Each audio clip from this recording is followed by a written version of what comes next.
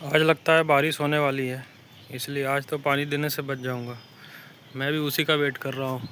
बादल तो बन रहा है, देखते हैं बारिश हो जाए तो बड़ी राहत मिलेगी। मैं ऐसे ही गार्डन घूम रहा था तो इस मक्के पे नज़र पड़ी। इस पर देखिए शायद 3 मक्के निकलेंगे आगे चल के। देखिए 3 टोटल, और एक प्लांट है तो ये कितना हेल्दी हो रखा है। लगभग 5 फीट का हो गया ये, और इसे छूने पे अंदर एकदम हार्डवुड कड़ी लकड़ी की तरह लग रहा है। और मक्का उगाते उगाते पता चला, जैसे वो मक्का तो अभी का है, ये सब पहले का है, कि मक्के का जो पोलिनेशन और फर्टिलाइजेशन है वो बड़ा यूनिक है। जैसे ये मक्का का फल लगता है, ये देखिए ये लगभग 45 डिग्री एंगल पे टेढ़ा हुआ रहता है, ताकि ऊपर से ये जो पॉलन है ये हवा से झड़ के और इसके ऊपर गिरे। और एक मज़े की बात है कि ये जितना धागा है इसे सिल्क बोलते हैं। ये जितना धागा है उतना ही कर्नेल लगेगा, उससे ज़्यादा नहीं। और उसके लिए भी कंडीशन है कि एक एक धागा फर्टिलाइज होना चाहिए। जैसे ऊपर से अगर ये गिरेगा इसके सिल्क पे, तो ये सिल्क वहीं पे पॉलन जर्मिनेट होगा और अंदर तक जाएगा, और जो दाने से ये सिल्क को रिस्पॉन्ड करता है वो वाला फर्टिलाइज होगा और वहाँ दाना बन जाएगा। कभी कभी आपने मक्का खरीदा होगा तो गौर किया होगा, कुछ कुछ जो बीज होता, दाना होता मक्के का, वो गायब रहता भुट्टे में से। तो गायब इसीलिए रहता क्योंकि उस दाने का जो करस्पॉन्डिंग सिल्क होता है वो फर्टिलाइज नहीं हो पाता। बड़ा विचित्र प्लांट है, और इसमें हर एक दाने को फर्टिलाइज होना पड़ता है, तब जाके एक पूरा हेल्दी मक्का बनता है। बड़ा टफ काम है ये। मैं तो देख के जब जाना तो शौक रह गया कि बाप रे कितना टफ प्रोडक्शन है इसका। और बाकी इधर तो सारे बैगन ही लगे हुए हैं, और इधर से भिंडी स्टार्ट होता है। बैगन तो डेली 10-15 मिल जा रहे हैं। इधर एक भिंडी देखिए, कितने बड़े बड़े पत्ते हैं इसके, और प्लांट भी कितना हेल्दी है। ऑलरेडी इसमें फूल और फल लगना चालू हो गए हैं। और मज़े की बात है कि जो भिंडी है वो एक बोटेनिकली फल की कैटेगरी में आता है, और इसका जो फूल है वो उड़हुल जो गुलहल होता है उसके फैमिली से आता है। उसकी तरह है इसका फूल, ये देखिए। भिंडी भी अच्छा खासा लग रहा है, और लगभग 15 से 20 भिंडी ऑलरेडी फ्रूटिंग और फ्लावरिंग स्टेज पर है। और उसके बाद ये देखिए भिंडी, और उसके बाद मैंने परसों 20-30 भिंडी और लगाए हैं ये सब बैग में, और जो भी बैग खाली है उसमें।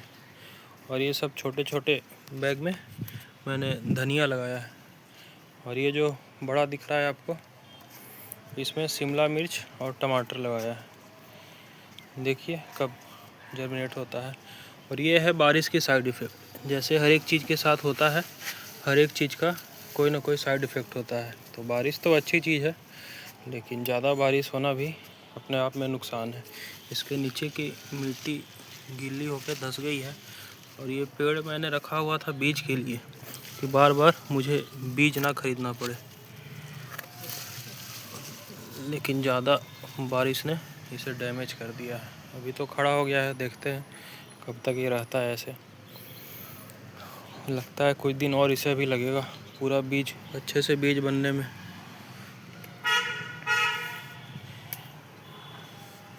बाकी तो इधर सब सही है। 2 लौकी लगे हुए हैं, लेकिन करेला देखा तो फिर करेला एक लगा हुआ है। अब बताइए एक करेला का मैं क्या करूं? इससे बढ़िया ना ही लगता। और इसे ना तोड़ो तो ये फिर बीज बनने लगेगा, तो फिर उसका अलग रिग्रेट। लेकिन एक का करूँगा भी क्या? इसके लिए फिर करेला ख़रीदना पड़ेगा मार्केट में, या मिक्स करना पड़ेगा। या तो फलो ही मत, या फलो तो कम से कम 3-4 तो फलो। ये देखिए एक भिंडी बड़ा सा, ये कद्दू, देखिए बैगन। ये है अपना सदाबहार सब्जी, सबसे बढ़िया सब्जी, खूब प्रोडक्शन देती है ये बैगन। इधर सब में बैगन ही बैगन लगा दिया है। लगभग 100 के आसपास बैगन के पेड़ हो गए। मुझे भी नहीं समझ में आया इतना कैसे हो गया, क्योंकि जब बैगन का बीज मैंने लगाया था तो लगभग 80-90% रेट के साथ सारे जर्मिनेट कर गए। और जब मैं इसी अप्रैल मई में ही सेटअप किया है पूरा गार्डन, तो 3 महीना हुआ है। तो जब बैगन का बीज लगाया था तो बैग्स खाली थे, तो सब जब बीज लग गया तो मैंने सबको ट्रांसफ़र कर दिया कि बाद में देख लेंगे। और बाद में मैंने अभी कुछ किया नहीं वैसा। बाद में जो भी भिंडी लगाया वो बैगन के बगल में ही लगा दिया। इसलिए ये देखिए कितने बैग में आपको एक साथ मिलेंगे, बैगन और भिंडी एक साथ मिलेंगे। लेकिन ठीक है, जितना कोई बैगन का ऊपर अच्छा प्रोडक्शन होता है। बैगन और भिंडी 2 ही चीज़ मेन है, बाकी टमाटर मिर्च ये सब लगा दिया है, धनिया पत्ता ये सब। अब देखते हैं वो कब जर्मिनेट होता है। और इधर ड्रैगन फ्रूट है, लगता है इसको सपोर्ट देने का टाइम आ गया, टेढ़ा होते जा रहा है ये देखिए कैसे 45 डिग्री पे झुका हुआ है। और कितना पतला नोट से ये कनेक्टेड है, ऐसा लग रहा है जैसे एक आंधी चला और इसका काम ख़त्म।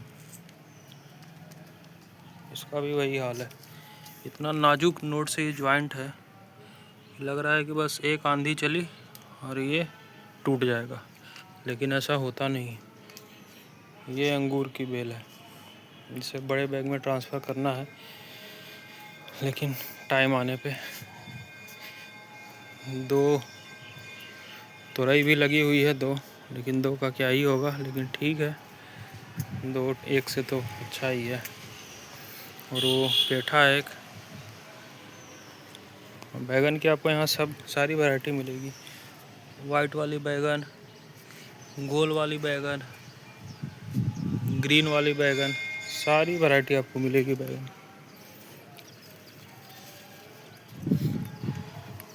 ये देखिए जो टमाटर लगाया था वो शायद जर्मिनेट हो गया है, अब इसमें से इसको ट्रांसफ़र करना पड़ेगा। लेकिन सबसे बड़ा सवाल है ट्रांसफ़र करूँगा कहाँ, एक भी बैग खाली नहीं है। या तो फिर वही होगा मल्टी क्रॉपिंग, एक बैग में मल्टीपल प्लांट, फिर सारे प्लांट पे इफ़ेक्ट पड़ेगा। लेकिन अब क्या करना, कुछ ना कुछ सोचना पड़ेगा। लेकिन इसका सक्सेस देखते हुए मुझे नहीं लगता कि अगर एक बैग में 2 प्लांट रख दूँ तो कोई दिक्कत होगा। ये देखिए इसमें कितना प्लांट है, 2 बैगन है, एक्चुअली 3 बैगन है, ये भी मुझे आज पता चला, मैं 2 समझ के चल रहा था। और एक भिंडी है किनारे।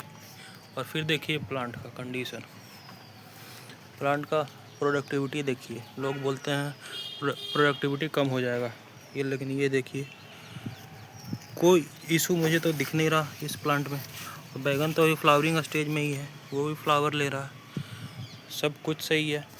तो क्यों ना करूं मैं मल्टी क्रॉपिंग एक बैग में, क्यों करूं मैं एक बैग में सिर्फ एक प्लांट। और पत्ते भी देखिए, पत्ते का साइज ये बाकी सारे भिंडी के पत्तों के साइज से ज़्यादा है।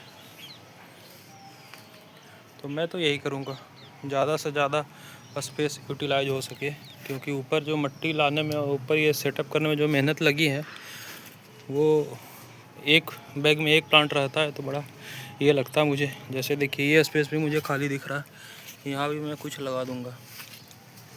ये देखिए इसमें भी एक है, तो एक कैसे रहने दूँगा, इसमें भी लगाऊँगा मैं कुछ ना कुछ। हो जाता है, ऐसी बात नहीं है कि अगर एक में 2 लगे तो प्रोडक्शन नहीं होगा, 70-80% तक हो जाता है। और ये देखिए एक बैगन नीचे है और एक मक्का अपना, ये तो ऊपर चला गया बेचारा। और 3 महीने में मक्का डाउन हो जाएगा, बैगन तो रहेगा अपना परमानेंट। तो सारे बैग में मेरा ये स्ट्रेटजी है, एक सेंट्रल प्लांट होना चाहिए जो कंटिन्यूअस रहे सालों तक, और फिर उसके चारों ओर प्लांट को रोटेट करते रहना है। जैसे कभी साग हो गया, कभी कुछ धनिया हो गया, कभी कुछ और हो गया, ताकि मैक्सिमम हार्वेस्ट मिल सके, मैक्सिमम प्रोडक्शन हो सके। टाइम टू टाइम फर्टिलाइज़र देता रहूँगा, ऑर्गेनिक खाद भी देता रहूँगा, पानी वानी सब दे ही रहा। और धूप का तो कहना ही नहीं, धूप की तो कोई लिमिट ही नहीं है। ज़रा आप बैगन तो देखिए, मतलब एक ही में लगता है आधा किलो लगा हुआ है, क्या बात है। ये देखिए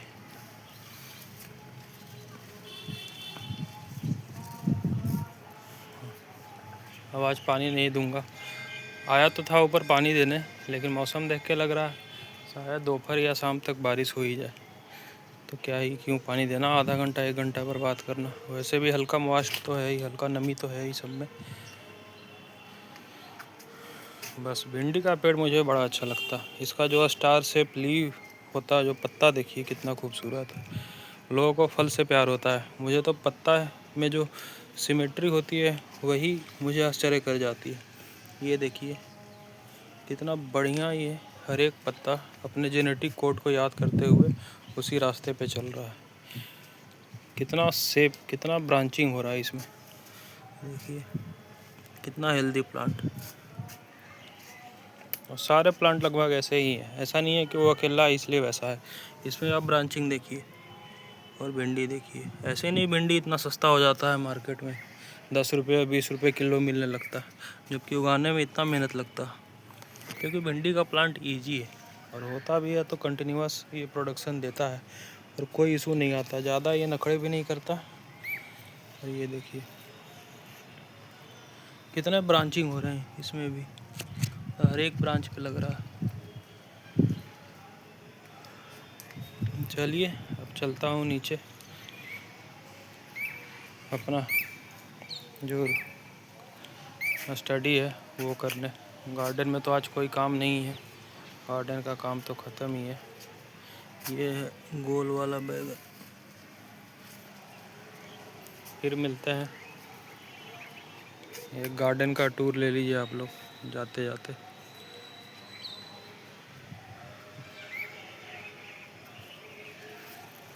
सारा ग्रीन ग्रीन ग्रीन लग रहा होगा आपको। चलिए फिर मिलते हैं।